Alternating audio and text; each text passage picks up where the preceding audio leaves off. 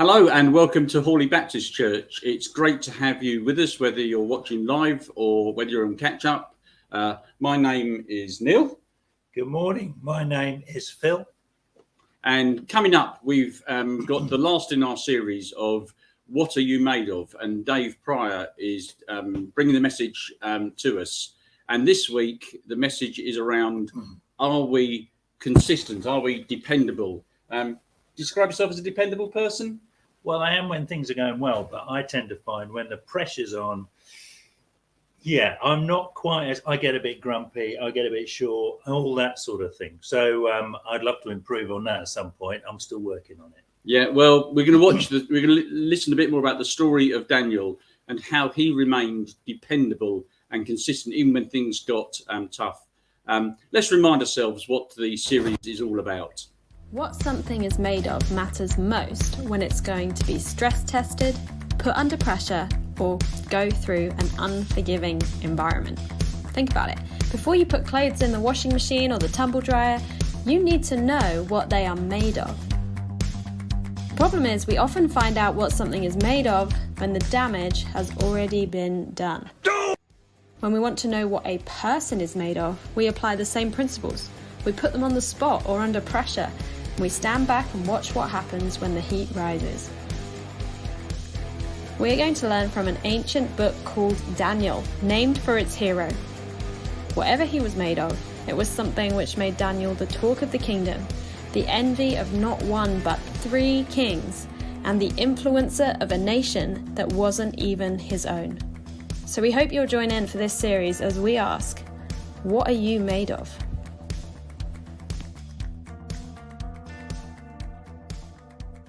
No, that's good. Story of Daniel. It's a really good story. It's one of my favourites. It's a great book, isn't it? So we've been looking at it last few weeks. So we're just going to look at some verses from chapter 6 today. I say some verses. We're going to read through chapter 6. We're going to read through.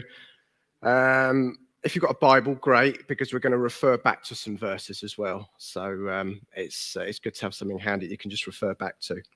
But I'm just going to read chapter 6 to us first, headed up Daniel and the lions den. It pleased Darius to appoint 120 satraps to rule throughout the kingdom, with 3 administrators over them, one of whom was Daniel. The satraps were made accountable to them so that the king might not suffer loss. Now Daniel so distinguished himself among the administrators and the satraps by his exceptional qualities that the king planned to set him over the whole kingdom. At this, the administrators and the satraps tried to find grounds for charges against Daniel in his conduct of government affairs, but they were unable to do so. They could find no corruption in him because he was trustworthy and neither corrupt nor negligent. Finally, these men said, we will never find any basis for charges against this man Daniel unless it has something to do with the law of his God. So these administrators and satraps went as a group to the king and said, may King Darius live forever. The royal administrators, prefects, satraps, advisors, and governors have all agreed that the king should issue an edict and enforce a decree that anyone who prays to any god or human being during the next 30 days, except to you, your majesty, shall be thrown into the lions' den. Now, your majesty, issue the decree and put it in writing so that it cannot be altered, in accordance with the law of the Medes and Persians, which cannot be repealed. So King Darius put the decree in writing. Now, when Daniel learned that the decree had been published, he went home to his upstairs room where the windows opened towards Jerusalem. 3 times a day, he got down on his knees and prayed, giving thanks to his God, just as he had done before. Then these men went as a group and found Daniel praying and asking God for help. So they went to the king and spoke to him about his royal decree. Did you not publish a decree that during the next 30 days, anyone who prays to any god or human being except to you, your majesty, would be thrown into the lions' den? The king answered, the decree stands in accordance with the law of the Medes and Persians, which cannot be repealed. Then they said to the king, Daniel, who is one of the exiles from Judah, pays no attention to you, your majesty, or to the decree you put in writing. He still prays 3 times a day. When the king heard this, he was greatly distressed. He was determined to rescue Daniel and made every effort until sundown to save him. Then the men went as a group to King Darius and said to him, "Remember, your majesty, that according to the law of the Medes and Persians, no decree or edict that the king issues can be changed." So the king gave the order, and they brought Daniel and threw him into the lion's den. The king said to Daniel, "May your God, whom you can serve continually, rescue you." A stone was brought and placed over the mouth of the den. The king sealed it with his own signet ring and with the rings of his nobles, so that Daniel's situation might not be changed. Then the king returned to his palace and spent the night without eating and without any entertainment brought to him, and he could not sleep. At the first light of dawn, the king got up and hurried to the lion's den. When he came near the den, he called to Daniel in an anguished voice, "Daniel, servant of the living God, has your God, whom you serve continually, been able to rescue you from the lions?" Daniel answered, "May the king live forever. My God sent his angel, and he shut the mouths of the lions. They have not hurt me, because I was found innocent in his sight. Nor have I done any wrong before you, your majesty." The king was overjoyed and gave orders to lift Daniel out of the den.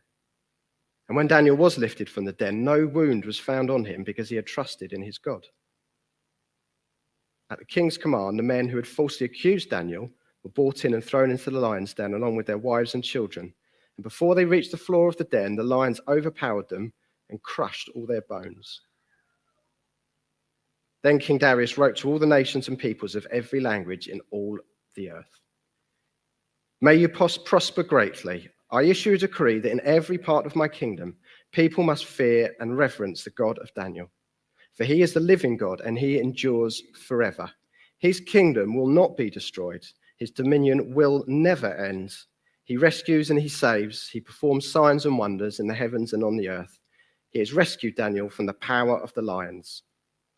So Daniel prospered during the reign of Darius and the reign of Cyrus the Persian. So one of my hobbies is reading. I love reading, love a good book, like to have a book on the go all the time. And one of the books I read recently was by an author called Ian McEwan. You've probably read some of his books. He's written quite a few. Probably best known as Atonement, which was made into a film. So the book I read recently, and some of you might have read this. I'm sort of banking that maybe quite a few of you haven't. Book I read recently was a book called Solar. And the book's to do with this physicist called Michael Beard, and he's very highly respected in his own field, and he's won the Nobel Prize for his research, but he's not a pleasant man. He's not a very nice man. He's got lots of what we might call baggage in his life. So he's a womanizer, which has led him coming to the end of his 5th marriage at the time of the book. I know 5. Partway through the novel, one of the other things he's struggling with his weight, and he's very self-conscious. He's putting on a lot of weight, but he's got a real weakness for crisps, specifically salt and vinegar crisps. So he gets off a flight one day, and he's got to go and get a train. So before he goes to the train, he goes and buys himself a packet of salt and vinegar crisps. So he gets onto the train, and he sits back, as you do. He finds a seat. It's a busy train, but he finds a seat, and he sits back, and he relaxes, and he closes his eyes, and he just enjoys this moment. And he's enjoying the moment because he's savouring that he's going to get to enjoy his packet of salt and vinegar crisps really soon. And he opens his eyes, and he starts eating this packet of crisps, and he takes that first crisp and puts it in his mouth and savours the delight of that first crisp. And then the man who's sitting opposite him reaches over and helps himself to a crisp. And he's frozen for a moment. He's angry. He's angry, one, for the sense that somebody's stealing his crisps because he wants his crisp. But he's also angry at the sheer nerve of this man to reach over and help himself to a crisp. And he doesn't quite know what to do. So he reaches in and he picks out 2 crisps and he eats those. And the man's still staring at him, right in the eyes, staring at him like this. You know, make you feel uncomfortable, wouldn't it? And he reaches over and he takes 2 crisps as well. And this continues until the packet's empty. Now, he doesn't quite know what to do because he's an older man, and this younger guy is quite big. It's a bit intimidating, so he doesn't really know how to confront him. But he does notice that this man's got a bottle of water in front of him, unopened. So what do you think he does? So he ponders for a moment, reaches over, grabs the water, unscrews it, downs a lot, and flings it onto the table. As if, there you go, have some of that. And the man just stares at him again. And the train pulls into the station, and it's Michael's stop, so he needs to get off. So he gets ready to go. And this man knows what Michael's bag is that he's put on the shelf. So he reaches up and grabs the bag, and then just sort of gently puts it by his feet, which is almost Michael thinks, it's some sort of passive-aggressive gesture that he's making. So he quickly grabs the bag and he gets off the train, and he stood on the platform, and he's feeling it a bit, and he's a little bit worried, he's a bit nervous, he's a bit shaken by the whole thing. So he heads towards the ticket barrier, goes to get his ticket, and finds his packet of salt and vinegar crisps that is still in his pocket. So not only has he eaten this man's packet of salt and vinegar crisps that he mistook for his own, so he's eaten his entire snack, this man has then got his luggage down for him so he can get off the train. And he stands there feeling awful about it. Now, there's lots of words you could use to describe that type of behavior. Maybe erratic would probably be a good one. There's nothing positive to come out of this situation. If you read the book, though, you'll realize that a moment like that, where he's got everything completely wrong, and his reaction to that is a result of his behavior. It's the type of man he is. It's the type of person that he is. So what I want you to remember this morning is predictable behavior leads to predictable outcomes. I'll say that again. Predictable behavior leads to predictable outcomes. Now, I want you to look and think about the word predictable in the context of being dependable, on actually predictability being a positive word. Perhaps it's not always a positive word. It might be seen as a bit of a negative word sometimes. But let's look at it in the context of wanting to do the best thing before God and being dependable. Let's start by looking at Daniel. So as we're looking at the story of Daniel over the past few weeks, it feels like quite a lot's happened. So Martin talked last week about Shadrach, Meshach, and Abednego with the furnace. So King Nebuchadnezzar, who was the king in charge at that point, he's been replaced by King Belshazzar, get that right, who was subsequently killed. And now we have King Darius, who's in charge of the kingdom.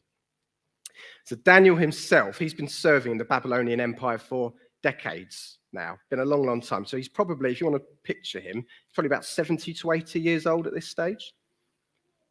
He's very well respected. He's a smart guy. He's good looking. And we know that. We know he's highly respected because of all the verses around. And if you look back a couple of chapters before, he interprets a dream, which was when Nebuchadnezzar was the king. So we know this whole succession of kings really respects Daniel for who he is.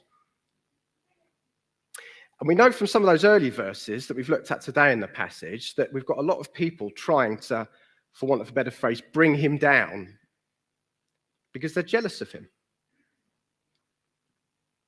And they're trying really, really hard to try and find something to bring him down with. I remember watching a courtroom drama film a few years ago, and the prosecuting lawyer is looking for something to break the credibility of a psychiatrist who's going to testify in terms of the defense. And he just turns around to his team and he says, I don't care what you find, just get me something that I can shatter him in court. And it reminds me of this. I can imagine these people saying, we don't care what you find, we don't care what we find, we just need something to bring Daniel down. But they can't. They can't find anything. We can see in these verses that they're looking for something and they can't find a single thing. The only thing they can think of is to do with something that Daniel is known for, which is his faith in God. They know without fail that Daniel will put his God above his king. So they appeal to the vanity of the king.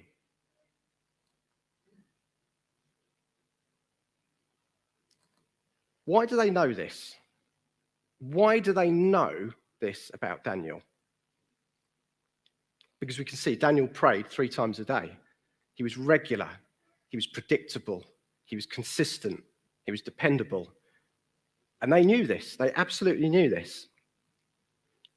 We can see from verse 10 that he prayed in a room that opened out to Jerusalem. Now, try and picture that in your mind a little bit of what that might look like back in however many years ago this was, of what that would look like. I can just imagine this room, this window, this opening, looking out onto the city of Jerusalem, and Daniel deliberately, probably, praying there. In other words, anyone who looked over that way could have seen him praying. He wasn't trying to hide what he was doing. Even though this decree had been issued, he wasn't trying to hide at all what he was doing. He was quite happy to be seen praying dependably, predictably, 3 times a day. Probably, if he hadn't done that, he wouldn't have been arrested. Probably, if he had prayed in a different place where he wasn't being overlooked, he probably wouldn't have been arrested.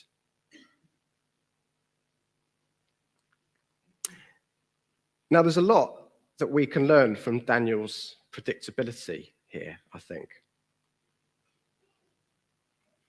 Maybe we could even try and copy some of his behaviours. Perhaps we think of having a very regimented, set time to read our Bible or to pray is a bit too religious, a bit too regimented, a bit too stuck. But the thing is, Daniel knew what he was doing was spiritually fruitful. He knew that. And we can see that because of the type of man he was. So Katie, my wife, decided at Christmas time that she wanted to read the Bible in a year. It's a common thing. Lots of people do. She thought, you know what? I want to do it. I'm going to read the Bible in a year. Now, she's tried to do this before, and she's reached about her birthday with it, which is in early February. So she's not got too far before. End of July, she's still going strong with it. It's predictable behaviour from her because she knows the importance of it. Now, there's a reason why Christians, followers of Jesus, talk about why reading the Bible and praying is so important. Because it's an inescapable fact that doing these things are crucial in strengthening our relationship with God. Maybe I can challenge everyone here this morning, everyone watching online. And when I say challenge you, I mean challenge me, most certainly, to remember that. Because I think sometimes we're prone to shortcuts. That we sort of know in our minds that reading the Bible and praying, it is important, but maybe we could do other things as well. We try to do shortcuts to actually miss out those things which are most essential. Now, I've got real memory when Michael Chitty, who many of you know, who came to this church and went to live in Spain years and years ago. When I first went out to visit him, which was a long time ago actually, I was 18 at the time, I went out to visit him. He'd only been out in Spain a few years. And I met his 2 aunts at the time, Heather and Elaine, who are sadly no longer with us. And Michael took us along to a Bible study that I used to hold every week. And that they really tried to impress upon me, the 18-year-old me, and the other people I was with, the importance of reading the Bible. Now, they challenged themselves with predictable behaviour to read the Bible every 6 months. So they would read the whole Bible through twice a year. Okay. And you really knew it from them. You really knew it from the people they were. Everyone who's met them before as well will know this. You know, you really knew it from the type of people that they were. Kind, godly, generous, dependable. Predictable behaviours leading to predictable outcomes. Now, I know, possibly reading the whole Bible in 6 months is a challenge for a lot of people. I might suggest that to Katie once she's finished this. Try to push her a bit more next year. Maybe for me, it's probably like read the Bible in 8 years or something like that. That would be more like it, But for different people, it's different. And let me say this, if you don't read the Bible at all now, why not challenge yourself to read a little bit? Maybe you're not even going to be reading the Bible every single day, but why not challenge yourself to read a little bit? There's loads of good resources to help. There's loads of people in this church that can help, give good advice on that, because it's daunting. Where do you start sometimes? There's lots of people that can help, though. You need to think of it maybe like one of those couch to 5K running plans, you know, with people who are completely unfit and want to get up to be a 5K runner. So maybe you could challenge yourself to move from that couch to 5K. So you're actually a lean 5K runner in Bible reading terms, anyway. Maybe if you do read the Bible a bit, maybe challenge yourself to read it a bit more. Because, you know, the great thing about the Bible is when you read it, you're not wasting time. It's never wasted time when you're reading the Bible. Maybe you want to challenge yourself, if you do read the Bible quite a bit, to be more, if we're going to stick with a running analogy, be more like a marathon runner with that.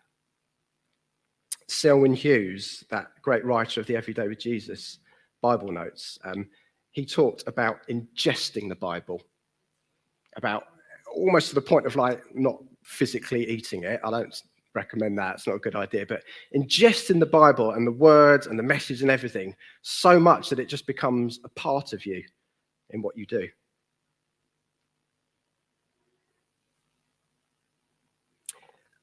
But I want to come back to Daniel as well, because the question I want to ask everyone today is, when you think about the story of Daniel, what is it that you think about? Just take a second to think.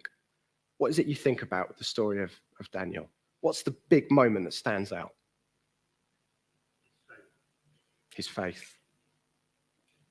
Anyone else? Trust. Integrity, prayer. Yeah.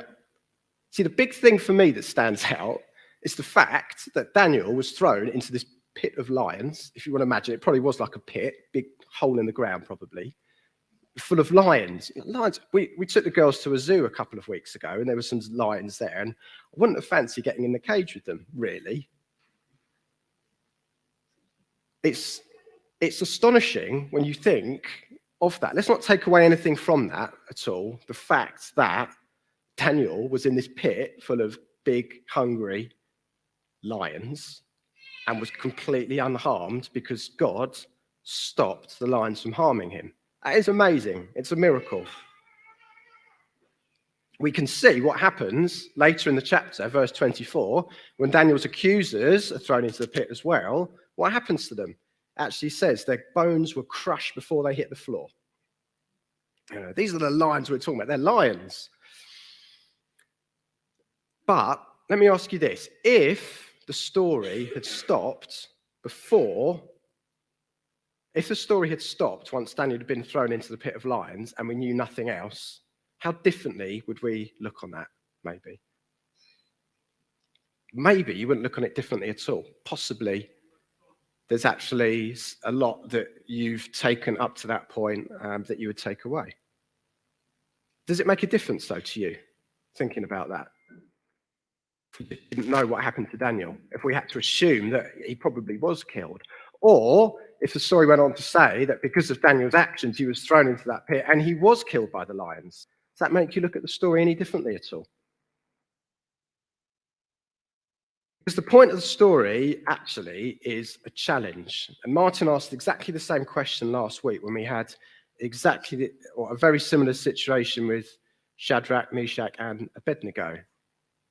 Martin said, what happens if they were thrown into the furnace and they didn't survive? They weren't supernaturally protected by God. They were thrown in and they were burnt to death. We know that they specifically said, we believe our God can deliver us from this, but if he doesn't, that's okay, essentially, is what they said. We don't know that Daniel said something similar, but from looking at his character, I can imagine that he quite possibly did.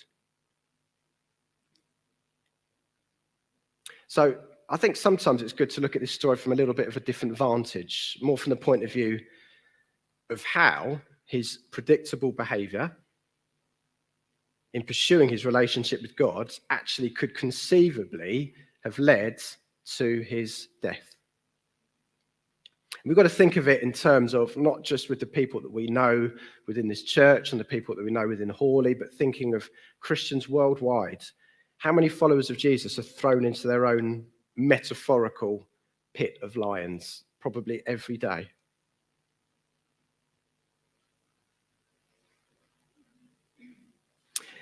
When I talk about predictable behaviours leading to predictable outcomes, it's not in some sense of a self-help guide into how we live. It's not a self-help guide in terms of how we can be prosperous, healthy, happy, all with God at our side all the time. That's not what it's about, actually. What it's about is challenging ourselves to walk closer with God, no matter what.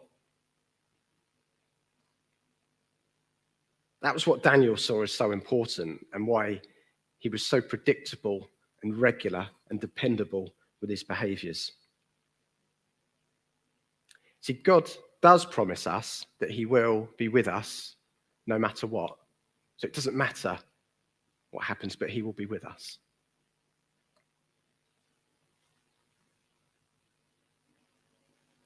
I want to finish actually by reading a tribute to Nicky Gumbel. And I think, Fiona, you shared it on Facebook as well. So some people may have seen this. So Nicky Gumbel is he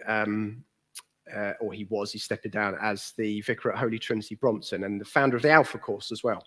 And this is Pete Gregg, who's the founder of the 24/7 prayer movement. He wrote this, and I thought it fits in quite well, actually, with what we've been looking about this morning, without the lions involved. But this is part of what he wrote. He said, "This weekend, my friend and mentor, Nicky Gumbel, preaches for the last time as leader of Holy Trinity Brompton in London. It's a moment worth marking because Nicky and Pippa, his wife, have served the Lord faithfully with integrity, without any hint of scandal, with extraordinary effectiveness and kindness for almost 50 years. And if, like me, you're exhausted, heartbroken, disillusioned, and disappointed by the litany of leaders letting us down, it's worth celebrating those who really didn't. The simple facts of Nicky Gumbel's long obedience in the same direction are remarkable. 48 years following Jesus since turning from atheism to Christianity at Cambridge University in 1974. 44 years married to Pippa, raising 2 sons, a daughter, and a throng of grandchildren. 36 years in ministry at one single church, 19 of them as its curate, and then as its vicar since 2005, growing Holy Trinity Brompton to one of the most influential churches in the UK in helping to plant a network of new and revived churches around the nation. 32 years quietly running his own Alpha small group every week, whilst turning the course into a global resource that has introduced literally millions to Jesus and has also become a major catalyst for Christian unity. 30 plus years reading the scriptures daily, working through the entire Bible every year, making personal notes as he did so, and until eventually those reflections became a daily email in 2009, which has gone on to become one of the most downloaded devotionals in the world. These numbers speak of faithfulness over decades and fruitfulness in the millions. He says, for 7 years, I served as part of Nicky and Pippa's senior leadership team. We'd meet for hours every week, mostly in their living room. We laughed a lot, wept occasionally, talked and prayed. It was one of the steepest learning curves and greatest privileges of my life.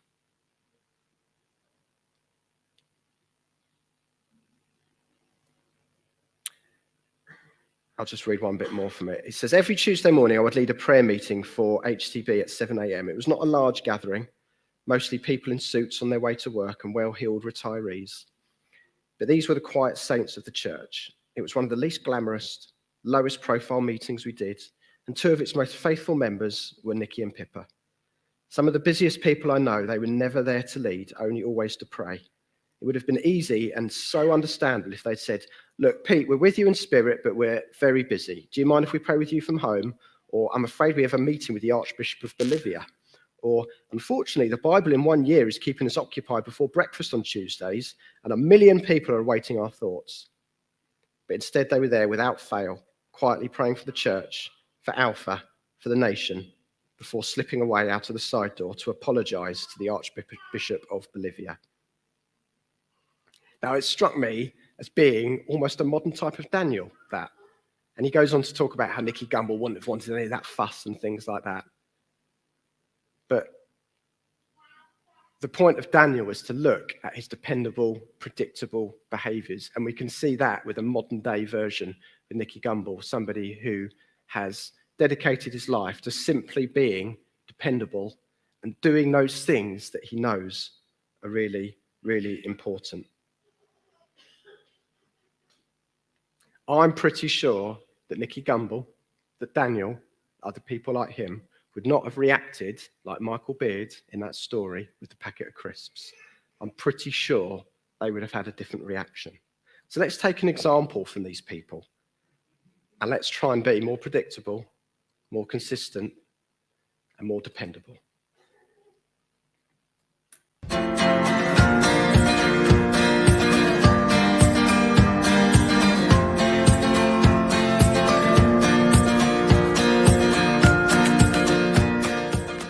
What does dependable mean to you?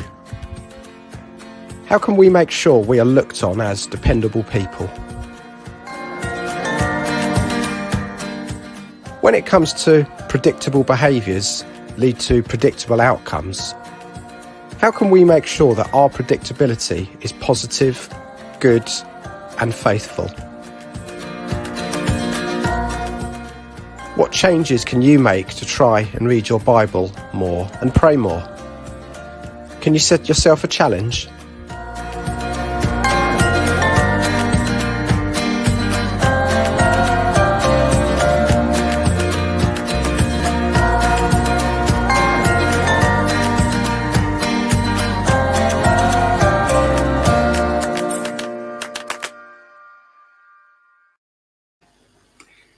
Well, thank you, Dave, and we hope you enjoyed that and were challenged by it. One of the questions is around predictability, and when it comes to predictable behaviours, when it comes to predictable behaviours lead to predictable outcomes, how can we measure that our predictability is positive, good, and faithful? And I guess as I was thinking about it, we often think that predictable is a bad thing. You talk about a person being predictable, Yeah. As if it's something wrong with them, Or boring. or boring. Yeah.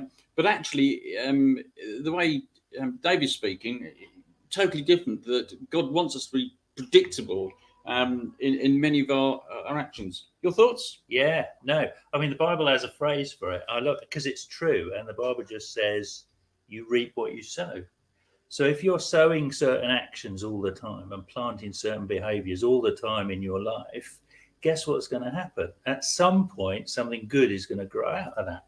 But if you only do it for a week or two, it's a bit like trying to, if you're a farmer, you got to go out there every day for a year to get the result you want. And that's the challenge, isn't it? You've got to do it predictably and consistently over a long period of time. Someone once said to me, because they were having problems with relationships, and relationships are really important. Jesus' big commandment was this: love God and love people. It's all about relationships between us and people. So they really matter. And they said to me, Phil, I haven't got any friends. And I said, well, are you being a friend to anybody? And because if you want to have friends, you've got to be one. And if you're not going to be one, that predictable behavior over a consistent length of time, you're never going to build relationships with people. So Dave was absolutely right. Predictable behaviors create predictable outcomes, but you have to do it over the long term. You can't just do it for a week and expect everything to change. Yeah. It really matters. Yeah. I like the running analogy because I'm doing a little bit of running at the moment. In fact, I've entered a half marathon shortly. And so therefore, at the moment, I am doing my training and I'm running 2 or 3 times a week. And it's getting easier. But what I do notice when I'm on holiday for a week and the week turned into sort of almost 2 weeks is that when I then go back, I don't go back to where I was before.